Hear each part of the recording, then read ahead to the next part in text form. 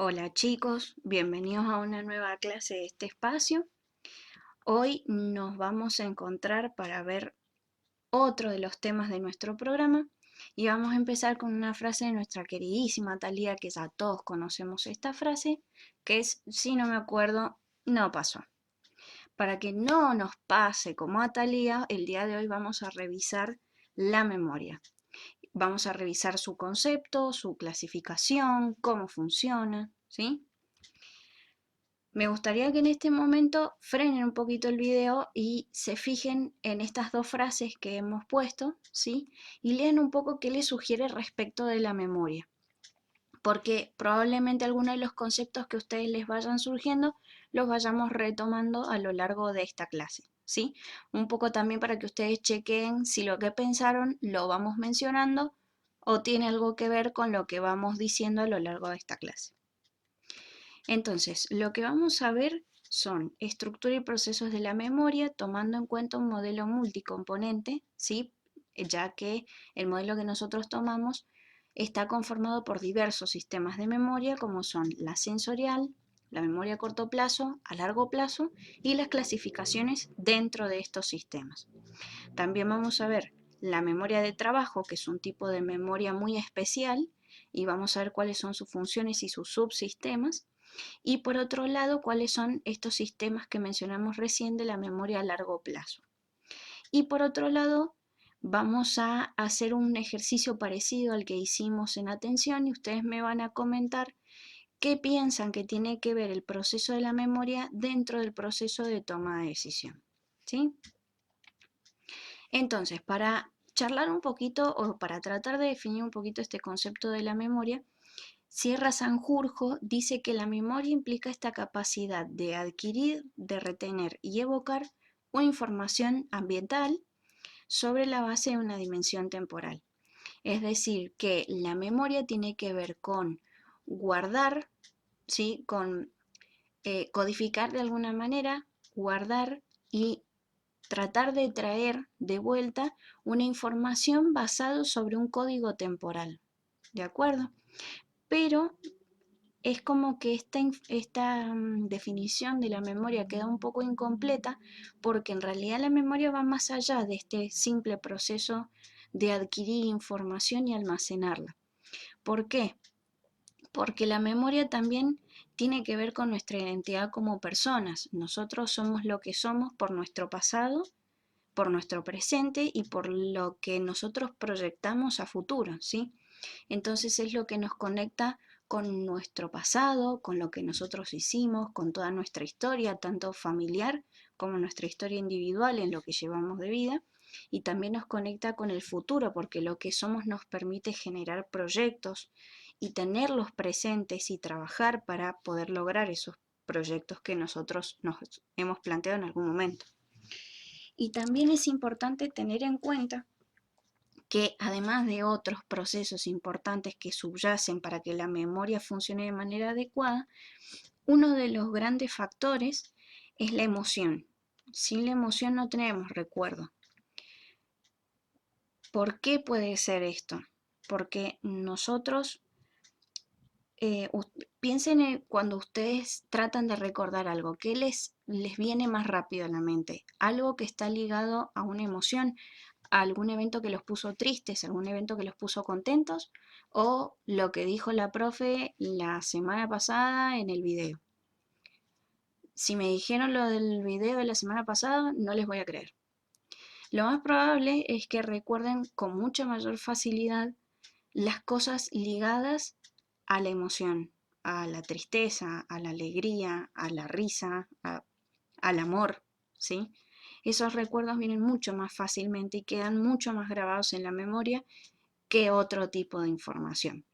Entonces vean cómo en realidad la memoria es algo más que este simple guardar información para poder disponer en algún momento y resolver una tarea. Sigamos. Respecto de estos sistemas mnésicos, tenemos que tener en cuenta que cada sistema se define según la información que procesa, los mecanismos neurales de base, los principios y propiedades de cada uno de sus funcionamientos y cómo funcionan en relación a otros sistemas. para trazar un poquito el recorrido histórico de cómo se fueron descubriendo las diferentes aristas de la memoria, podemos decir que en 1972 Tulving describió lo que es la memoria episódica y la memoria semántica. En 1974 Baddeley y Hitch elaboraron un modelo respecto a la memoria operativa, la memoria de trabajo. En 1980 Cohen y Squire incorporaron lo que es la memoria procedimental al esquema de estos diferentes sistemas, y posteriormente Tulving y Scatcher completaron esta caracterización de lo que es el sistema de representación perceptiva que nosotros vamos a denominar priming. Cada uno de estos sistemas nosotros los vamos a ver con más detalle enseguida. Bien, en este cuadrito lo que ustedes ven es cómo se van clasificando estos sistemas de memoria y cómo se van abriendo unos dentro de otros, ¿sí? Para que más o menos puedan ir visualizando, la idea es que en la primera línea, lo que ven dentro del rectángulo, hay una clasificación a nivel temporal de la memoria, ¿sí? Según cuánto tiempo dura la información en la memoria.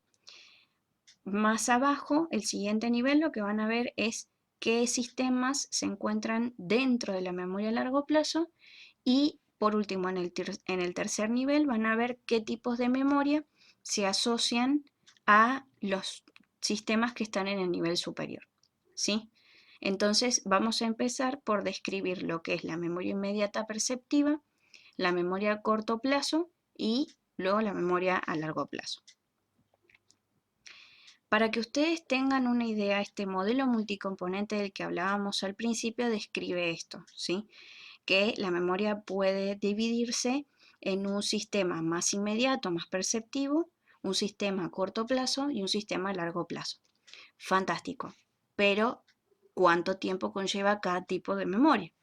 Entonces, utilizando un criterio temporal, podemos decir que la memoria inmediata o perceptiva es muy fugaz, dura apenas unas fracciones de segundo.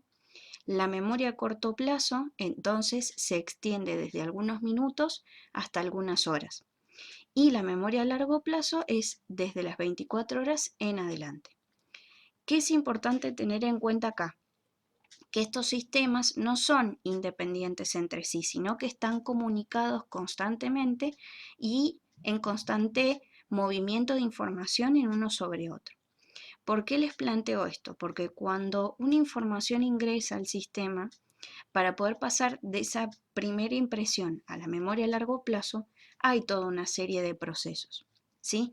Entonces, inicialmente tenemos que tener en cuenta que para que una persona pueda memorizar una información, tiene que estar atenta.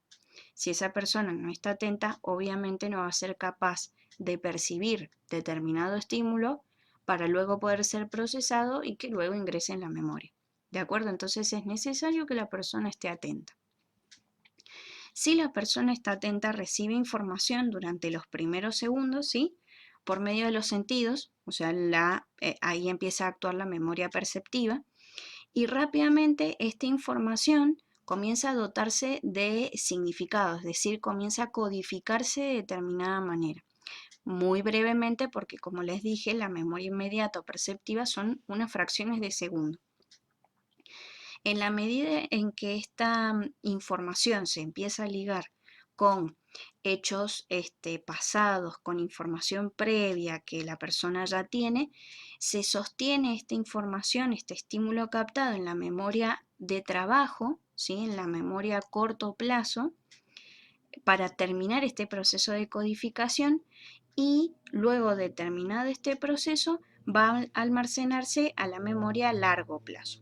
Entonces, como ven, estos sistemas están conectados entre sí principalmente por el flujo de información que pasa por estos sistemas. Bien, vamos a ver entonces la memoria a corto plazo. Recuerden que esta es una memoria que dura entre algunos segundos y algunos minutos. Y dentro de esta memoria podemos ubicar a la memoria de trabajo. Esta memoria de trabajo es un sistema que me permite retener y manipular información temporalmente y redoblar le sumo a esta definición anterior que esta manipulación es de manera más activa y que depende de la corteza frontal. Es decir, que esta memoria de trabajo me permite manipular cierta información de manera activa para tratar de resolver algún problema o alguna demanda ambiental durante un determinado tiempo, o también para poder adaptar mi conducta en base a ciertos estímulos que yo he podido captar y que mantengo en mi cabeza para poder realizar esta acción. Entonces, ¿de qué componentes se vale la memoria de trabajo para poder realizar todo esto? Se vale de un ejecutivo central, un bucle fonológico y una agenda visoespacial. El ejecutivo central es el que básicamente se encarga de llevar un control de todo este procesamiento que se realiza en este sistema. El bucle fonológico, por otro lado, es el encargado de captar esta información verbal y tiene un papel muy importante en lo que es el desarrollo de la lectura, de la comprensión del lenguaje, de la adquisición de vocabulario. Y la agenda visoespacial, por otro lado, es un sistema que se encarga de crear y de manipular imágenes, ¿sí? Estas pueden ser imágenes visuales provenientes de la imaginería que uno se hace para tratar de recordar una información, pero también se asocia a la orientación geográfica de una persona y se utiliza para poder planificar tareas que requieren información espacial. ¿Qué características tiene esta memoria de trabajo? Una de las características principales es la limitación temporal, ¿sí? Es decir, que la información que ingresa a este tipo de sistemas no dura más de una cantidad de segundos, ¿sí? Es breve el tiempo que está la información en este sistema. Por otro lado, también está la limitación en la precisión. La precisión va decreciendo con el tiempo, o sea, mientras más tiempo yo trato de mantener esa información en mi memoria a corto plazo, va a ir perdiendo la precisión con la cual yo la puedo recordar. Y la capacidad limitada tiene que ver con que este tipo de memoria no puede almacenar más de unos pocos elementos sin que se disminuya la calidad de ese almacenaje. Es decir, que yo puedo recordar una cierta cantidad de estímulos. Más allá de esos estímulos, se empieza como a diluir la precisión y la calidad con la cual yo puedo almacenar en este tipo de memorias, ¿sí? Bien. Vamos ahora a lo que son las memorias a largo plazo, ¿sí? Acuérdense que estas memorias a largo plazo se extienden desde el día en adelante. Podemos hablar de días, semanas, años, etcétera, etcétera. Dentro de este sistema de memoria a largo plazo, nosotros podemos encontrar la memoria explícita o la memoria implícita. Esto es según la división de un criterio categórico, ¿sí? Podemos dividir esta información o este tipo de memorias en una memoria implícita o no declarativa o una memoria explícita o declarativa. Vamos a diferenciar estos dos tipos de memoria. La memoria implícita o no declarativa tiene que ver con o contiene ciertos contenidos, valga la redundancia, ciertos elementos y aprendizajes que son independientes de la conciencia. Lo no declarativo tiene que ver con que no es necesario un factor consciente cuando se está produciendo este aprendizaje. Porque no depende de la voluntad de la persona. Por ejemplo, cuando ustedes aprendieron a comer, no fue que estaban prestándole atención al acto de comer, sino que fue algo que se fue incorporando de manera gradual y que ustedes no fueron conscientes ni tuvieron que poner voluntad para eso, ¿sí? Entonces son contenidos o aprendizajes independientes de la conciencia que se van adquiriendo de manera gradual y que son perfeccionables mediante el modelado, o sea, yo copio un modelo, no es dependiente de la voluntad de las personas y al ir automatizándose este proceso, recuerden lo que habíamos hablado en el módulo de atención, es mucho más rígido y es mucho más difícil de modificar esta conducta ya aprendida y automatizada. Y por lo tanto, como es más difícil y más rígida, es mucho más duradera la huella que deja esta clase de aprendizajes.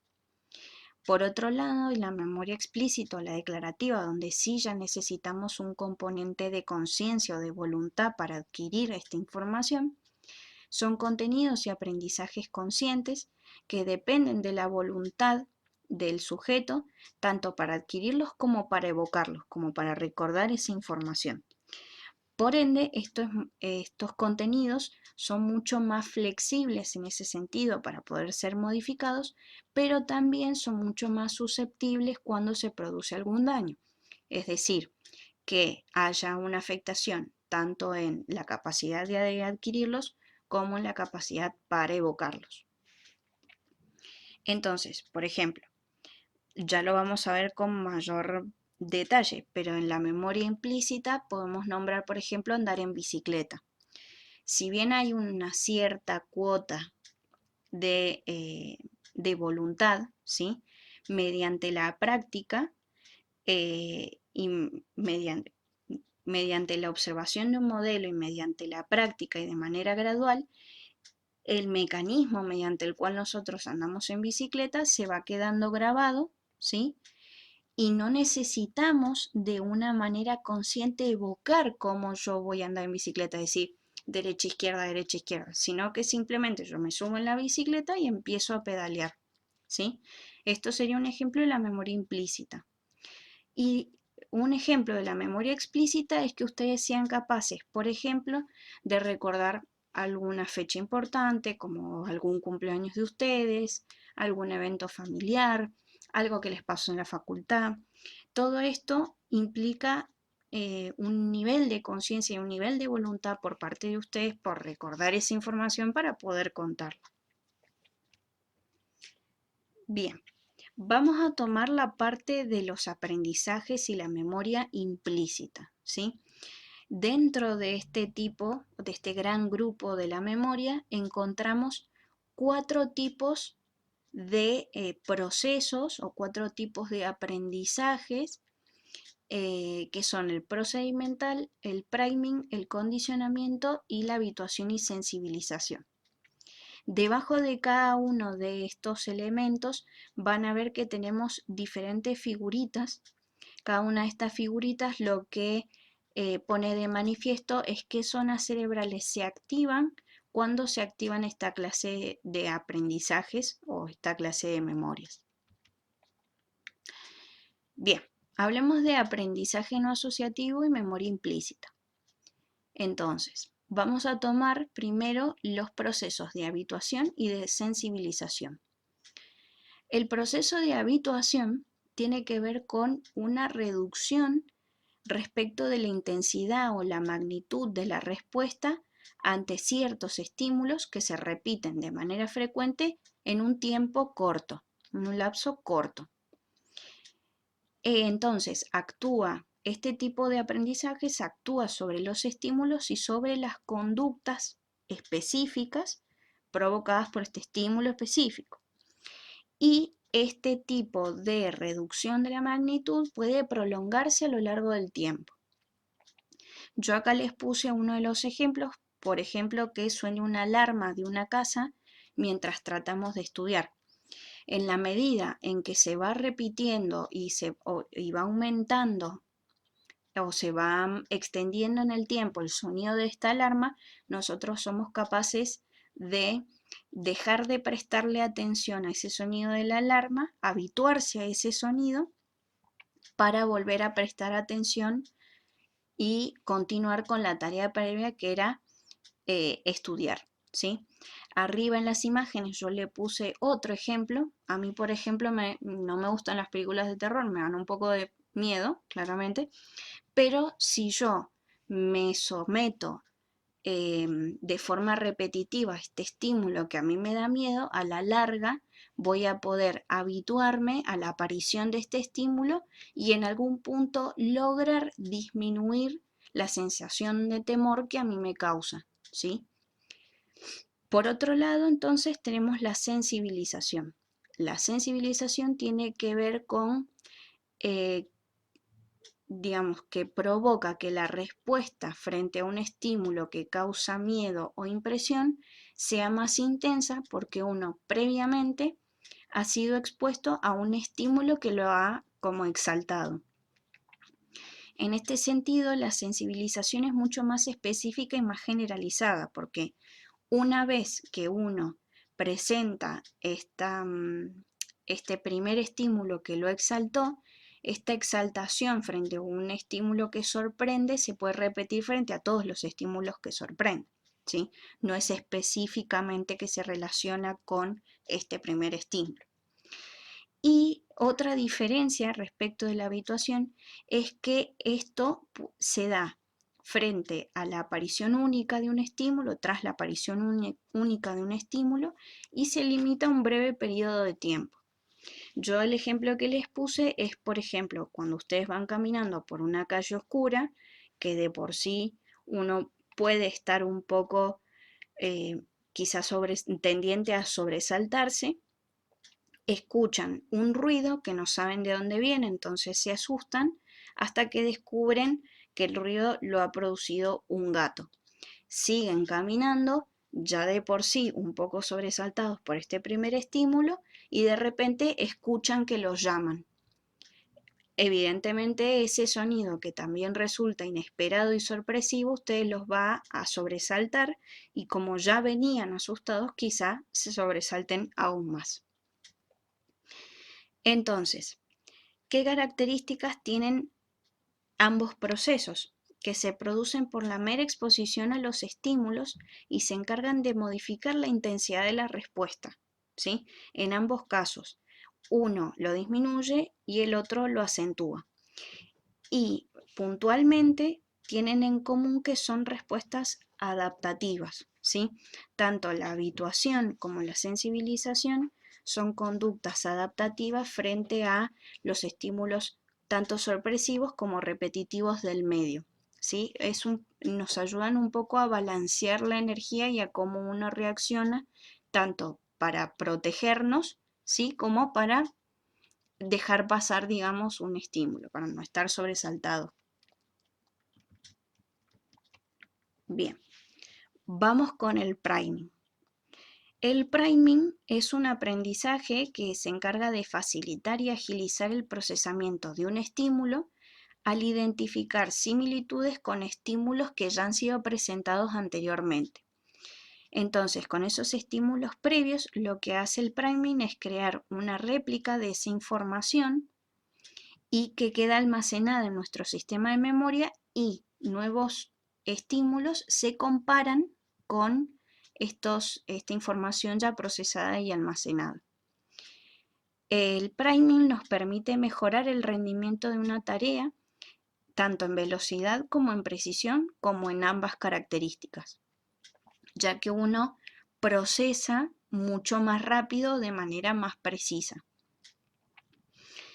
Este tipo de aprendizajes o este tipo de memorias se forman y evocan de manera automática, no es que yo tengo que esforzarme por evocar, sino que simplemente aparece. Y existen dos tipos de priming: un priming perceptivo o físico y un priming semántico respecto de la significación, ¿sí?, de este estímulo. El priming perceptivo entonces va a estar centrado en los aspectos perceptivos del estímulo. Por ejemplo, cuando ustedes les dan una letra incompleta, que le faltan pedazos, y se les pide que traten de identificar de qué letra se trata.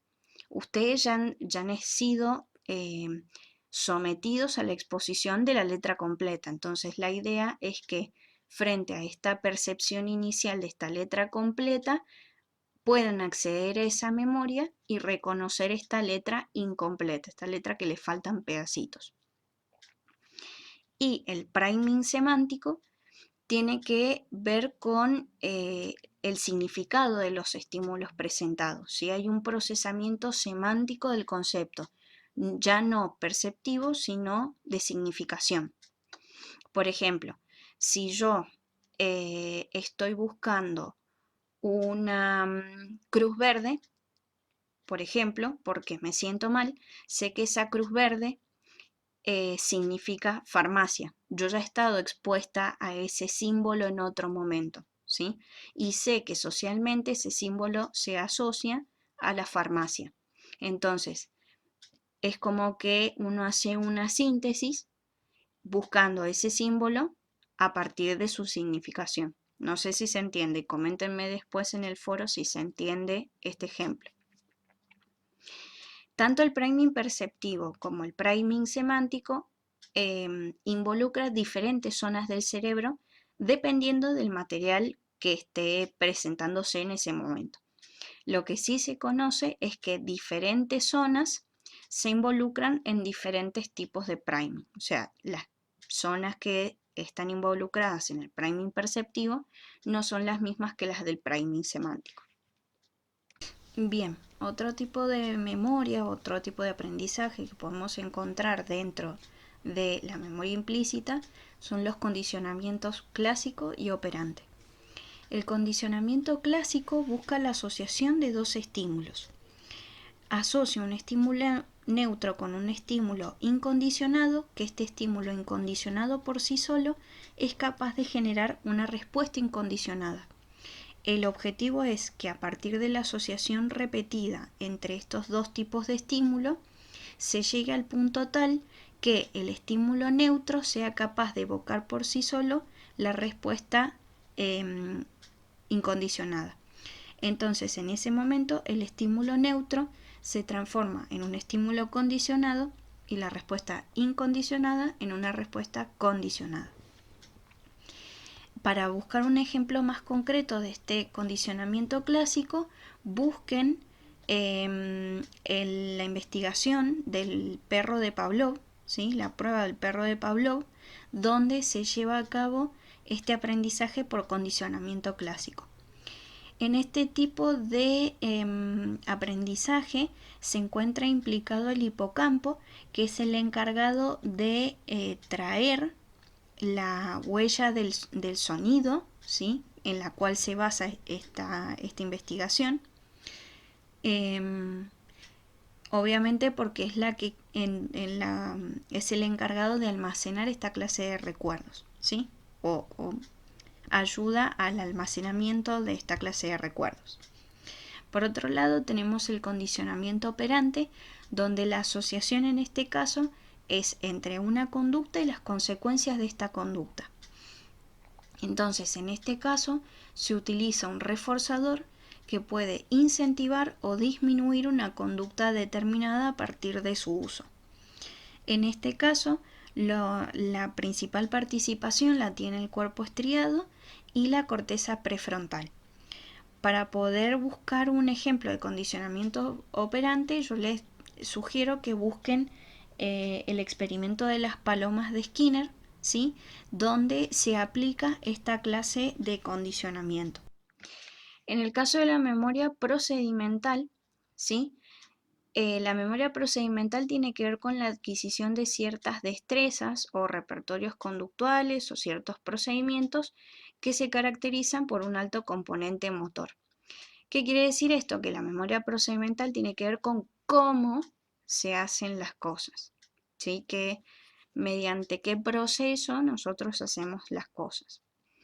Entonces, son actos que son adquiridos mediante la ejecución repetida y la adecuada retroalimentación que hace que uno logre aprender de manera adecuada estos procesos con alto componente motor.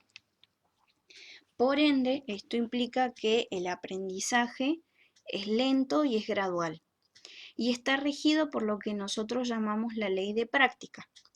La ley de práctica lo que propone es que al comienzo de esta el proceso es mucho más rápido, ¿sí? Al momento de adquirir la práctica sobre una acción es mucho más rápida.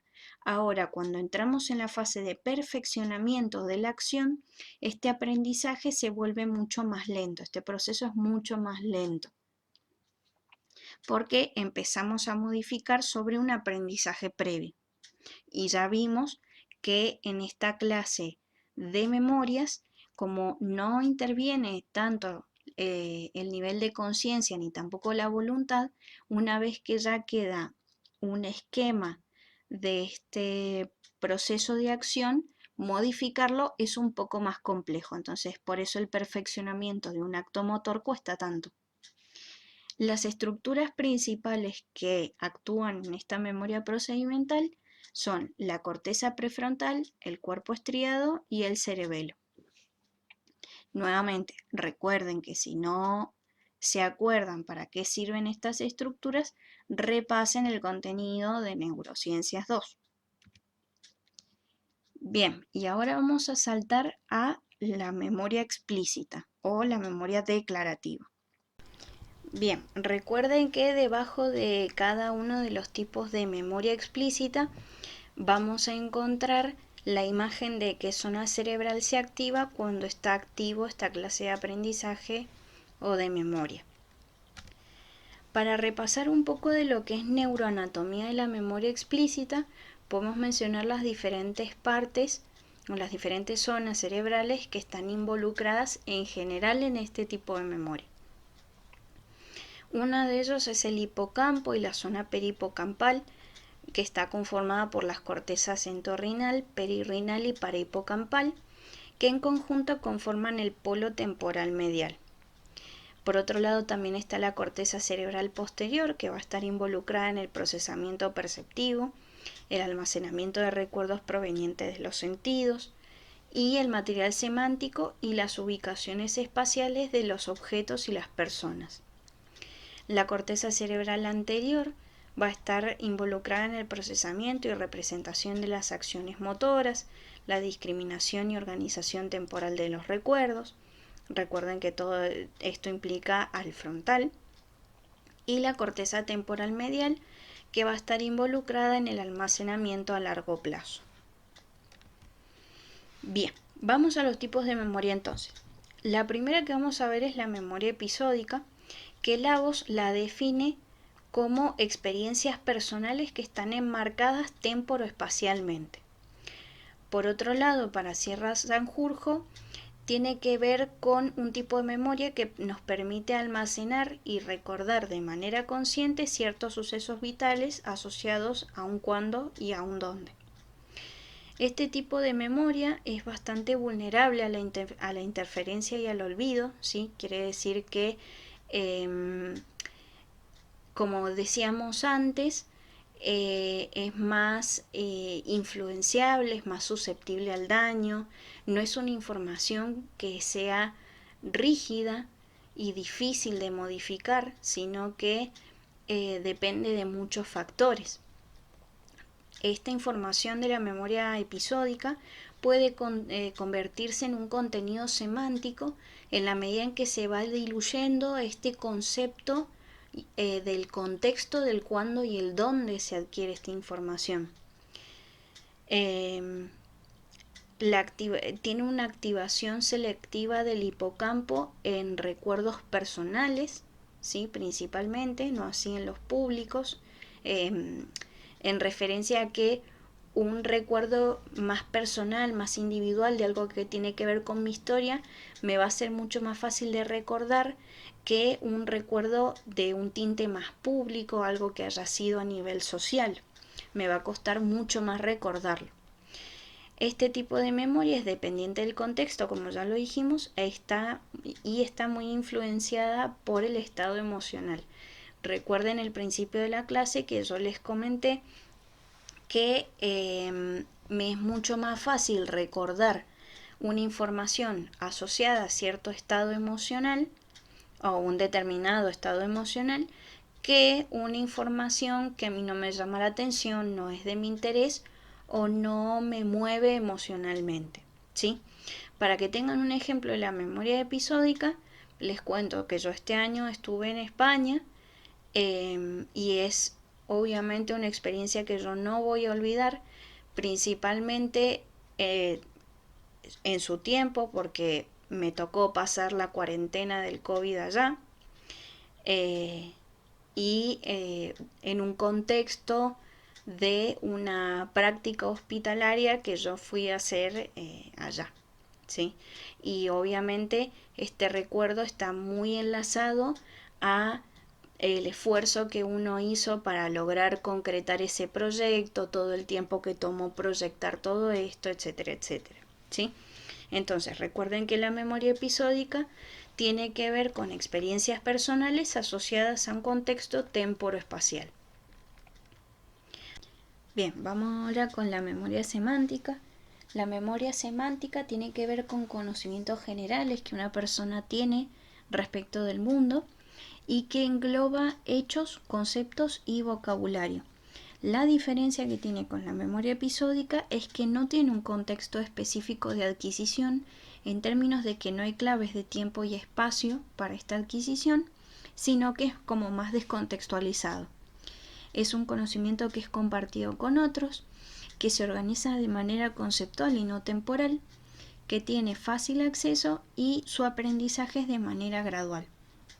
Una de las cosas que nosotros tenemos en cuenta al momento de evaluar a un paciente, a una persona que nos consulta, es justamente la memoria semántica o el bagaje cultural que tiene esta persona, y que una de las maneras de evaluarlo es en base a esto, a la cantidad de conocimiento previo que tiene la persona del mundo y que le sirve para sostenerse, y esa información que utiliza para poder resolver las situaciones que se le van planteando en su vida cotidiana. Les voy a sumar dos tipos de memoria que están asociados al funcionamiento cotidiano, además de los sistemas que ya hemos visto. Uno es la memoria prospectiva y la otra la memoria autobiográfica. La memoria prospectiva es la que nos permite recordar una intención en un determinado momento del futuro, ¿sí? Y que involucra un contenido y un momento. Por ejemplo, tengo que llamar a mi mamá mañana porque es su cumpleaños. Entonces, esto es lo que nos permite plantearnos objetivos a futuro, mantenerlos en la memoria y organizar nuestra conducta o planificar nuestras acciones en función de lograr este objetivo. Y por otro lado, la memoria autobiográfica es el recuerdo de ciertos eventos o cierta información personal que puede incluir información semántica o información episódica. Por ejemplo, el recuerdo de mi cumpleaños de 15 en el salón tanto. El cumpleaños de 15 tiene que ver con una información episódica que uno recuerda para contar, y una información semántica se asocia al nombre del salón, que es un contenido que es digamos de público conocimiento, ¿sí? No es algo que es personal mío, sino que es una información que yo puedo compartir con otros y que otros también conocen. Y de Yapa, pero que también es importante que ustedes lo sepan, son los procesos que intervienen en la memoria. Que estos procesos se dan en serie y que son, si bien son independientes, hay una relación entre todos ellos, ¿sí? Estos tres procesos son la codificación, el almacenamiento y la evocación. En el proceso de codificación, como mencionamos al principio de la clase, la información que es captada se va codificando, y en esta codificación se va relacionando con el material previo que uno ya tiene, se va relacionando con contenido emocional, con recuerdos previos, etcétera, etcétera, y de esta manera se va codificando, se va procesando esta información, va ingresando a nuestro sistema para pasar al proceso de almacenamiento. Este proceso se va a encargar de guardar esta información que ya se procesó y mantenerla en nuestro almacén para cuando sea necesario traerla de vuelta para contar una historia, para resolver un problema, para poder evocar esa información. Y la evocación tiene que ver justamente con recordar esta información, con traer la conciencia. Y hay que tener en cuenta que tanto en el proceso de codificación como en el de evocación hay que observar si la persona utiliza algún tipo de estrategia, tanto para codificar como para recordar. Si utiliza algún tipo de listado, algo que le ayude a evocar si no recuerda la información que está buscando, ¿sí? Entonces hay que tener presentes estos procesos y cómo funcionan para evaluar en caso de alguna consulta. Y hablando de evaluar en caso de una consulta, les traje también para que podamos ver un poquito lo que son las amnesias, es decir, cuando hay fallas o cuando se registra algún trastorno en el funcionamiento de la memoria. Aparecen las amnesias, ¿sí? Las amnesias o la amnesia se define como la pérdida total o parcial de la memoria. Tiene que ver con la incapacidad de recordar cierta información, que puede ser un todo, ¿sí? La persona tiene dificultades para recordar una información completa o ciertos detalles de esa información, que obviamente esto tiene que ver con el grado de severidad que puede llegar a presentar esta amnesia, ¿no? Puede ir desde un trastorno leve donde la persona pierde algunos detalles, pero que con claves que uno le puede ir dando, esta persona logra recordar esta información, o pueden ser moderadas o pueden ser graves donde ya la persona no recuerda ni la información ni haber estado expuesta a ese estímulo antes. Con lo cual es importante evaluar en qué grado está afectando este trastorno para planificar de manera adecuada una estrategia para realizar, digamos, la rehabilitación de este trastorno. Yo les traje acá este cuadrito donde se enuncian los principales síndromes amnésicos que podemos llegar a ver en un paciente que consulta. No porque me interese que ustedes se lo sepan de memoria, sino para que sepan que existen estos síndromes y que los puedan ir viendo un poquito y viendo de qué se trata cada uno de ellos, porque cada uno tiene una particularidad propia, ¿sí? Bien, hasta acá la clase de memoria. Espero que les haya resultado llevadera, que la hayan podido entender. Cualquier duda que tengan me la dejan escrito en el foro, ¿sí? Y también en la medida en que ustedes puedan, revean las clases, vayan tomando notas y fíjense si les queda alguna duda para que la podamos resolver en la clase de consulta que les voy a dejar escrito cuándo va a ser, ¿sí? Así que bueno, les dejo un saludo, estudien mucho y ojalá tengan muchas dudas para que nos sirva la clase de consulta. Saludos.